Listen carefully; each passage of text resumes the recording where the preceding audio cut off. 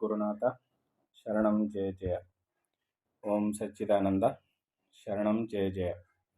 ಎಲ್ಲರಿಗೂ ನನ್ನ ನಮಸ್ಕಾರಗಳು.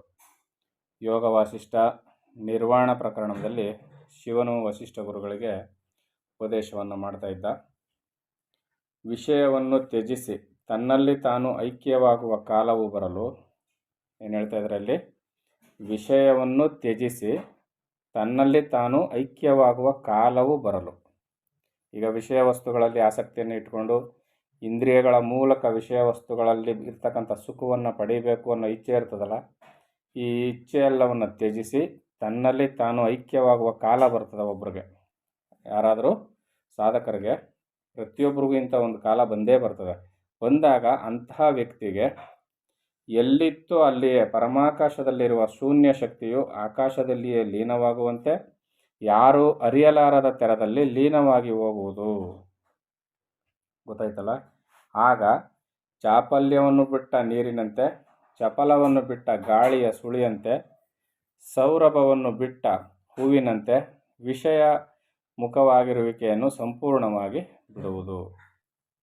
ಯಾವಾಗ ಈ ರೀತಿಯಲ್ಲಿ ಆಗುತ್ತೋ, ಐಕ್ಯ ಕಾಲ ಬಂದು ಒದಗುತ್ತೋ, ಆಗ ಆ ವ್ಯಕ್ತಿಯಲ್ಲಿ ಏನಾಗುತ್ತೆ, ಚಾಪಲ್ಯ ಬಿಟ್ಟು ಹೋಗುತ್ತದೆ, ನಾಲ್ಗೆ ಚಪಲ ಬಿಟ್ಟು ಹೋಗುತ್ತೆ. ಸೌರಭವನ್ನು ಬಿಟ್ಟ ಹೂವಿನಂತೆ, ಆಯಿತಾ, ವಿಷಯ ವಿಮುಖವಾಗಿರುವಿಕೆಯನ್ನು ಸಂಪೂರ್ಣವಾಗಿ ಬಿಡುವುದು. ಆಗ ಕಾಲ ಆಕಾಶ ಇವೆರಡೂ ಇಲ್ಲವಾಗುವು. ಕಾಲ ಅಂದರೆ ಸಮಯ, ಆಕಾಶ ಅಂದರೆ ಅವಕಾಶ, ಈ ಎರಡೂ ಇಲ್ಲವಾಗ್ತವೆ. ಎರಡೂ ಒಂದೇ ಅರ್ಥವನ್ನು ಕೊಡ್ತಕ್ಕಂಥವು, ಆದರೆ ಅವು ಎರಡೂ ಇಲ್ಲವಾಗ್ತವೆ. ಸಮಯ ಮತ್ತು ಅವಕಾಶ ಎರಡೂ ಇರೋದಿಲ್ಲ. ಆಕಾಶ ಅವಕಾಶ ಎರಡೂ ಒಂದೇ ಅರ್ಥ. ಇನ್ನು ಚಿತ್ತಶಕ್ತಿಯಲ್ಲಿ ತೋರಿದ್ದ ಸಕಲ ವ್ಯಾಪಾರಗಳು ವಸ್ತುಗಳು ಶೂನ್ಯವಾಗುವು. ಯಾವಾಗ ಚಿತ್ತಿನಲ್ಲಿ ಜಗತ್ತಾಗಿ ಕಂಡು ಸಕಲ ವ್ಯಾಪಾರಗಳು ನಡೀತಾ ಇತ್ತಲ್ಲ, ಅವು ಯಾವುವೂ ಇಲ್ಲದಂತಾಗುತ್ತೆ, ಎಲ್ಲವೂ ಶೂನ್ಯವಾಗುತ್ತೆ. ಆಗ ಸರ್ವ ವ್ಯಾಪಾರಗಳಿಗೂ ವಸ್ತುಗಳಿಗೂ ಅಧಿಷ್ಠಾನವಾಗಿದ್ದ, ಆಧಾರವಾಗಿದ್ದಂಥ ಯಾವುದೊಂದು ಹೆಸರೂ ಇಲ್ಲದ, ಯಾವೊಂದು ಹೆಸರೂ ಸಲ್ಲದ, ಜಡವೂ ಅಲ್ಲದ ಅಜಡವೂ ಅಲ್ಲದ ಆ ಸತ್ತಾ ಸಾಮಾನ್ಯ ರೂಪವಾದ ಶಕ್ತಿಯು ತಾನೇ ತಾನಾಗುವುದು. ಇಲ್ಲಿ ಜಗತ್ತಾಗಿ ಪರಿಣಮಿಸಿದ್ದಂಥದ್ದು ಮತ್ತೆ ತಾನೇ ತಾನಾಗುತ್ತೆ. ಅವರೇ ಕೇಳಿದ್ದು ಏನು, ವಸಿಷ್ಠರು ಕೇಳಿದ ಪ್ರಶ್ನೆ ಏನು, ಒಂದಿದ್ದದ್ದು ಹೇಗೆ ಎರಡಾಯಿತು, ಎರಡಿದ್ದಿದ್ದು ಐಕ್ಯ ಜ್ಞಾನ ಬಂದ ಮೇಲೆ ಹೇಗೆ ಒಂದಾಗುತ್ತೆ ಅಂತ. ಅದಕ್ಕೆ ಇಲ್ಲಿ ಏನು ಹೇಳ್ತಾ ಇದ್ದಾರೆ, ಚಲನೆಯನ್ನು ನಿಲ್ಲಿಸಿಬಿಟ್ರೆ, ಮನಸ್ಸಿನ ಚಲನೆಯನ್ನು ನಿಲ್ಲಿಸಿಬಿಟ್ರೆ, ಭಾವನೆಯನ್ನು ನಿಲ್ಲಿಸಿಬಿಟ್ರೆ, ಸಂಕಲ್ಪವನ್ನು ನಿಲ್ಲಿಸಿಬಿಟ್ರೆ ಅದು ತಾನೇ ತಾನಾಗಿರುವುದು ಕಂಡು ಬರ್ತದೆ. ಮನಸ್ಸಿನ ಸಂಕಲ್ಪವು ಉದಿಸಿದ ತಕ್ಷಣ ಏನಾಗುತ್ತೆ, ಜಗತ್ತು ನಿರ್ಮಾಣಗೊಳ್ತದೆ. ಅಂದರೆ ಈ ಸೃಷ್ಟಿ ಸ್ಥಿತಿ ಲಯ ಎನ್ನುವುದೇ ಸುಳ್ಳು, ಜಗತ್ ನಿರ್ಮಾಣ ಅನ್ನುವುದೇ ಸುಳ್ಳು ಅನ್ನುವುದನ್ನು ಇಲ್ಲಿ ಹೇಳ್ತಾ ಇದ್ದಾರೆ. ಯಾಕಂದರೆ ಪ್ರತಿಯೊಬ್ಬರು ಸಂಕಲ್ಪ ಮಾಡಿದಂತೆ ಇಲ್ಲಿ ಜಗತ್ತು ಉತ್ಪತ್ತಿ ಆಗುತ್ತೆ ಹೊರತು ಸಂಕಲ್ಪವನ್ನು ನಿಲ್ಲಿಸ್ಬಿಟ್ರೆ ಏನೂ ಇಲ್ಲದಂತಾಗುತ್ತೆ.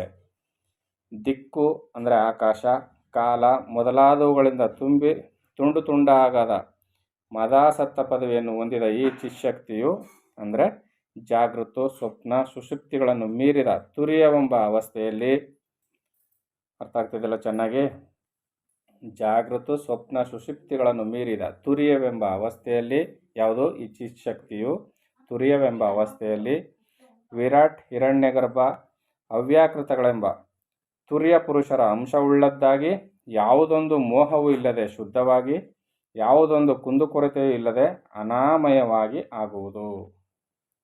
ಯಾವಾಗ ಆ ಪರಮಾತ್ಮನಿಂದ ಉದಿತವಾದಂಥ ಆ ಶುದ್ಧ ಮಾಯಾಶಕ್ತಿಯಲ್ಲಿ ಉತ್ಪತ್ತಿಯಾದವರು ಯಾರು, ಈ ವಿರಾಟ್ ಮತ್ತು ಹಿರಣ್ಯಗರ್ಭ, ಇವರು ಆ ತುರ್ಯಾವಸ್ಥೆಯಲ್ಲಿ ಇದ್ದು ಶುದ್ಧ ಪುರುಷರಾಗಿ ಕಾಣಬರ್ತಾರೆ. ಎಲೆ ವಿಶಾಲಾಕ್ಷನೆ, ಆಗ ಸಾಕ್ಷಿಯಂತೆ ಸಮವಾಗಿರುವ ಸ್ಥಿತಿಯನ್ನು ಪಡೆದು ಸರ್ವ ರೀತಿಯಿಂದಲೂ ಸರ್ವಕಾಲದಲ್ಲೂ ಸರ್ವಕ್ಕಿಂತ ಪ್ರಕಾಶವೂ ಆನಂದವೂ ಆದ ಆ ಒಂದು ಸ್ಥಿತಿಯನ್ನು ಚಿತ್ಶಕ್ತಿಯು ಪಡೆಯುವುದು. ಈ ಸ್ಥಿತಿಗೆ ಬಂದಾಗ ಆ ಒಂದು ಸ್ಥಿತಿ ಬರುತ್ತೆ, ಚಿತ್ಶಕ್ತಿಗೆ ಆ ಒಂದು ಸ್ಥಿತಿ ಬರುತ್ತೆ. ಯಾವುದು, ಸಾಕ್ಷಿಯಂತೆ ಸಮವಾಗಿರುವ ಸ್ಥಿತಿ, ಸರ್ವ ರೀತಿಯಿಂದಲೂ ಸರ್ವಕಾಲದಲ್ಲೂ ಸರ್ವಕ್ಕಿಂತ ಪ್ರಕಾಶವೂ ಆನಂದವೂ ಆದ ಆ ಒಂದು ಸ್ಥಿತಿ ಬರುತ್ತೆ. ಇದನ್ನೇ ಇಲ್ಲಿ ಸಾಧಕನು ಪಡೆದುಕೊಳ್ತಾನೆ. ಇದೇ ತುರ್ಯವೆಂಬ ಎರಡನೆಯ ಭೂಮಿಕೆಯು. ಗೊತ್ತಾಗ್ತಿದೆಯಲ್ಲ ಚೆನ್ನಾಗಿ. ಇತಿನಾಮಿಕ ಎಂಬುದು ಮೊದಲನೇ ಭೂಮಿಕೆ. ಯಾವಾಗ ಸಂಕಲ್ಪ ಕಲ್ಪನೆಗಳೆಲ್ಲ ಪರಿಹಾರವಾದಾಗ ಬರ್ತಕ್ಕಂಥದ್ದು, ಸಂಕಲ್ಪ ಎಲ್ಲ ಪರಿಹಾರ ಆದಾಗ ಬರ್ತಕ್ಕಂಥದ್ದು ಇತಿನಾಮಿಕವೆಂಬ ಮೊದಲನೇ ಭೂಮಿಕೆ. ಎರಡನೆಯದು ಅವನು ವಿರಾಟ್ ಮತ್ತು ಹಿರಣ್ಯ ಗರ್ಭ ರೂಪವನ್ನು ಪಡೆದುಕೊಂಡಾಗ ಬರ್ತಕ್ಕಂಥದ್ದು ಎರಡನೇ ಭೂಮಿಕೆ. ಇನ್ನು ಮೂರನೇ ಭೂಮಿಕೆಯನ್ನು ಕುರಿತು ಹೇಳುವೆನು. ಭೂಮಿಕಾ ಜ್ಞಾನ ಸಂಪನ್ನನಾದ ರಾಮನೇ ಕೇಳು ಅಂತ ಇಲ್ಲಿ ಹೇಳ್ತಾ ಇದ್ದಾರೆ. ಈ ಮೂರನೇ ಭೂಮಿಕೆಯಲ್ಲಿ ಇದು ದೃಕ್ಕು, ಇದು ಚೇತ್ಯ ಎಂಬ ಎರಡೂ ಇಲ್ಲವಾಗಿ ಅಖಂಡ ಬ್ರಹ್ಮಾಕಾರ ವೃತ್ತಿಯೇ ಇದ್ದು ಬಿಡುವುದು. ಈ ಮೂರನೇ ಭೂಮಿಕೆಯಲ್ಲಿ ಏನಾಗುತ್ತೆ, ಕಾಣ್ತಾ ಇರೋದು ದೃಶ್ಯ, ಇದು ಕಾಣ್ತಾ ಇರ್ತಕ್ಕಂಥದ್ದು ಜಗತ್ತು, ಚೇತ್ಯ ಅಂದರೆ ಜಗತ್ತು, ಇವೆರಡೂ ಭಾವಗಳು ಇಲ್ಲವಾಗುತ್ತೆ. ಕಾಣ್ತಾ ಇರ್ತಕ್ಕಂಥದ್ದೆಲ್ಲ ಏನಾಗುತ್ತೆ, ಬ್ರಹ್ಮಾಕಾರ ವೃತ್ತಿಯೇ ಇದ್ದು ಬಿಡುವುದು. ಅದರಿಂದ ಗ್ರಾಹ್ಯ ಗ್ರಾಹಕ ಭಾವವೇ ಇಲ್ಲದೆ ಹೋಗುವುದರಿಂದ ಗ್ರಹಿಸುವವನು, ಗ್ರಹಿಸಲ್ಪಡುವ ವಸ್ತುಗಳು ಇವೆರಡೂ ಇಲ್ಲವಾಗುತ್ತೆ. ಆಗ ಬ್ರಹ್ಮ, ಆತ್ಮ ಮೊದಲಾದ ಶಬ್ದಗಳು, ಅರ್ಥಗಳು ಅಲ್ಲಿ ಅನ್ವಯಿಸುವುದಿಲ್ಲವಾದ್ದರಿಂದ ಭೂಮಿಕೆಯು ಕೇವಲವಾಗಿರುವುದು, ಕೇವಲ ತಾನೇ ತಾನಾಗಿರುವುದು. ಇದು ಮೂರನೇ ಭೂಮಿಕೆ. ಸ್ಥಿರವಾಗಿ ಆಯುವುದೊಂದು ವಿಕಾರವೂ ಇಲ್ಲದೆ, ಕಾಲದ ಅಂಕೆಗೆ ಒಳಪಡದೆ, ತನ್ನ ಪಾಡಿಗೆ ತಾನಾಗಿ ಯಾವ ರೀತಿಯ ಕಳಂಕವೂ ಇಲ್ಲದೆ, ತುರಿಯಕ್ಕಿಂತಲೂ ಅತೀತವಾದ ಸ್ಥಿತಿಯಾಗಿ ತಮಸ್ಸಿಗಿಂತ ಆಚೆಯ ಆತ್ಮಸ್ವರೂಪವಾಗಿ ಪರಮಪುರುಷಾರ್ಥ ಸ್ವರೂಪವಾಗಿರುವುದು. ಪಾವನವಾದ ಈ ಮೂರನೇ ಭೂಮಿಕೆಯು ಎಲ್ಲದಕ್ಕಿಂತ ಹೆಚ್ಚಿನದೆಂದು ಪರ ಎನ್ನಿಸಿಕೊಳ್ಳುವುದು. ಇದಕ್ಕಿಂತ ಉತ್ತಮವಾದದ್ದು ಇನ್ನೊಂದಿಲ್ಲ ಎಂದು ಪರಮ ಎನ್ನಿಸಿಕೊಳ್ಳುವುದು. ಇದೇ ಕೊನೆಯದು ಎಂದು ಕಾಷ್ಟ ಎನ್ನಿಸಿಕೊಳ್ಳುವುದು. ಶಿವಭಾವವು ತಾನೇ ತಾನಾಗಿರುವುದು. ಯಾವುದೊಂದು ರೀತಿಯ ಅವಚ್ಛೇದವೂ ಇಲ್ಲದ ಚಿತ್ತಿನಲ್ಲಿ ತಾನೇ ತಾನಾಗಿರುವುದು. ಇದು ಆತ್ಮಜ್ಞಾನವನ್ನು ಪಡೆದವರಿಗೆ ಚೆನ್ನಾಗಿ ಅರ್ಥವಾಗುವಂತಹ ಸ್ಥಿತಿ. ನಾವು ಅದನ್ನು ಕೇಳಿ ತಿಳಿದು ಸಂತೋಷ ಪಟ್ಕೊಳ್ಳೋಣ. ಈ ಭೂಮಿಕೆಯಲ್ಲಿ ದೀರ್ಘಕಾಲ ನಿಲ್ಲುವುದರಿಂದ ಷಡ್ವಗಳಿಗೂ ಶ್ರುತಿ ಪ್ರಸಿದ್ಧಗಳಾದ ದುರ್ಮಾರ್ಚಿರಾದಿ ಮಾರ್ಗಗಳಿಗೂ ದೊರಕದ ಉತ್ತಮ ಸ್ಥಿತಿಯು ದೊರೆಯುವುದು. ಅದನ್ನು ವರ್ಣಿಸಲು ನನಗೂ ಕಷ್ಟವು. ಶಿವ ಏನು ಹೇಳ್ತಾ ಇದ್ದಾನೆ, ಈ ಭೂಮಿಕೆಯಲ್ಲಿ ನಿಂತಹ ಆ ಸಾಧಕನ ಸ್ಥಿತಿಯನ್ನು ಹೇಳೋದಕ್ಕೆ ನನಗೂ ಕೂಡ ಕಷ್ಟವಾಗ್ತಿದೆ ಅಂತ ಶಿವನೇ ಹೇಳಿದ ಮೇಲೆ ಇನ್ನು ನಾವು ಎಷ್ಟರವರು? ಯಾಕಂದರೆ ಇದು ಕೇವಲ ಅನುಭವಕ್ಕೆ ಮಾತ್ರ ಸಿಕ್ಕುವಂಥ ಅನುಭವ ಜ್ಞಾನ. ಇದು ಸಾಧಕನಿಗೆ ಮಾತ್ರ ಅರ್ಥ ಆಗುವಂಥದ್ದು, ಶಬ್ದಕ್ಕೆ ನಿಲುಕದಂಥದ್ದು. ಅದರಿಂದ ಶಿವ ಏನು ಹೇಳ್ತಾ ಇದ್ದಾನೆ, ನನ್ನಿಂದಲೂ ಸಾಧ್ಯವಿಲ್ಲ ಅಂತ ಹೇಳ್ತಾ ಇದ್ದಾನೆ ಅದನ್ನು ವರ್ಣಿಸೋದಕ್ಕೆ.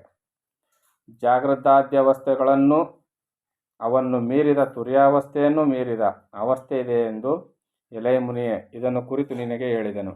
ಇದೇ ದೇವನೆಂಬುದು, ಇದು ಸನಾತನವು, ಇದರಲ್ಲಿ ಯಾವಾಗಲೂ ಇರುವನಾಗು. ತುರ್ಯಾವಸ್ಥೆಯನ್ನು ಮೀರಿದ ಒಂದು ಅವಸ್ಥೆ ಇದೆ. ತುರ್ಯಾವಸ್ಥೆಯಲ್ಲಿದ್ದಾಗ ಏನಾಗುತ್ತೆ, ಜಾಗೃತ ಸ್ವಪ್ನ ಸುಷುಪ್ತಿಗಳನ್ನು ತಿಳಿತಾನೆ, ಜಗತ್ತನ್ನು ತಿಳಿತಾ ಇರ್ತಾನೆ. ಆ ಅವಸ್ಥೆಯನ್ನು ಮೀರಿದ ಒಂದು ಅವಸ್ಥೆ ಇದೆ, ಅಲ್ಲಿ ತಾನೇ ತಾನಾಗಿರ್ತಾನೆ. ಜಗತ್ತು ತಾನು ಯಾವುದೂ ಇಲ್ಲ, ಏಕಮಯವಾಗಿ ಅಂದರೆ ತಾನೇ ತಾನಾಗಿರುವಂಥ ಸ್ಥಿತಿ ಬರುತ್ತೆ. ನೀನು ಆ ಅವಸ್ಥೆಗೆ ಹೋಗಿ ತಲುಪು ನೀನು ಅಂತ ಹೇಳ್ತಾನೆ. ವಿಶ್ವಕ್ಕೆ ವಿಶ್ವವೇ ಈ ತುರ್ಯಾವಸ್ಥೆ ಗೋಚರವಾದ ಬ್ರಹ್ಮದಿಂದ ತುಂಬಿ ಹೋಗಿರುವುದು. ಎಲೆ ಮುನೀಂದ್ರ, ಅದು ಎಲ್ಲೆಲ್ಲಿಯೂ ತುಂಬಿರುವುದೆಂದು ಅನುಭವವಾಗುವುದರಿಂದಲೂ ಆ ಅನುಭವವು ಸತ್ಯವಾಗಿರುವುದರಿಂದಲೂ ಇದನ್ನು ಹೌದು ಎಂದಾಗಲಿ ಅಲ್ಲವೆಂದಾಗಲಿ ವಿಕಲ್ಪ ಮಾಡುವುದು ಸಾಧ್ಯವಿಲ್ಲವಾದ್ದರಿಂದಲೂ ವಿಶ್ವಕ್ಕೆ ವಿಶ್ವವೇ ಅದು ಎಂದು ತಿಳಿದುಕೋ. ಯಾವುದು? ಆ ಪರಮಾತ್ಮ ವಸ್ತುವೇ ಇಡೀ ವಿಶ್ವವು ತಾನಾಗಿದೆ, ವಿಶ್ವಕ್ಕೆ ವಿಶ್ವವೇ ತಾನಾಗಿದೆ ಅಂತ ನೀನು ತಿಳಿದುಕೋ ಅಂತ ಇಲ್ಲಿ ಶಿವನು ವಸಿಷ್ಠ ಮುನಿಗಳಿಗೆ ಹೇಳ್ತಾ ಇದ್ದಾನೆ. ಇನ್ನು ಮುಂದುವರೆದು ಏನನ್ನು ಹೇಳ್ತಾನೆ ಅಂತ ಮುಂದಿನ ಆಡಿಯೋದಲ್ಲಿ ನೋಡೋಣ. ಎಲ್ಲರಿಗೂ ಒಳ್ಳೆಯದಾಗಲಿ. ಓಂ ಸದ್ಗುರುನಾಥ ಶರಣಂ ಜಯ ಜಯ. ಓಂ ಸಚ್ಚಿದಾನಂದ ಶರಣಂ ಜಯ ಜಯ. ಹರಿ ಓಂ ತತ್ಸತ್. ಹರಿ ಓಂ ತತ್ಸತ್. ಹರಿ ಓಂ ತತ್ಸತ್.